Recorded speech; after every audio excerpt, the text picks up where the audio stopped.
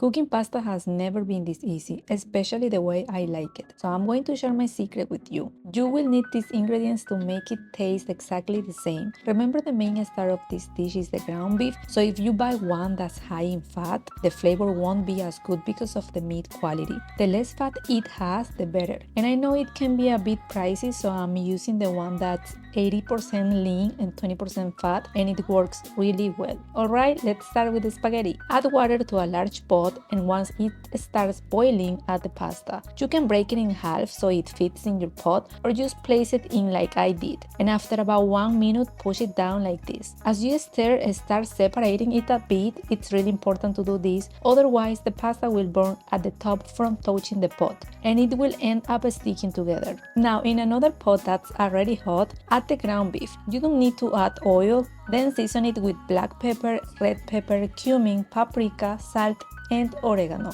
You should do this while the meat is still raw, so it absorbs all the flavor from the seasonings. As you can see, the meat releases its own fat.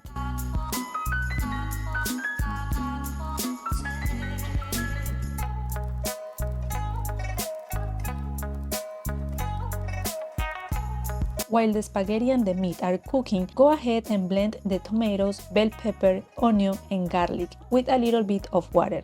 Don't add too much because the tomatoes will release more juice, and we want this mixture to be a little thick. When you see the meat is about 80% cooked, remove the excess fat before adding the blended mixture. I usually recycle these harder plastic bottles, and once they are full, I just throw them in the trash. Remember, don't pour that fat down your sink because it can clog it. Once that's done, mix the blend sauce with the meat, stir it really well, and add 2 tablespoons of tomato paste. It has to be paste, not tomato sauce or puree, because they are not the same. As the meat absorbs everything, it will finish cooking soon. Make sure to taste it to check that it's well seasoned. Since we threw away the liquid that came from the meat, most of the seasonings went with it, so I added a little more oregano.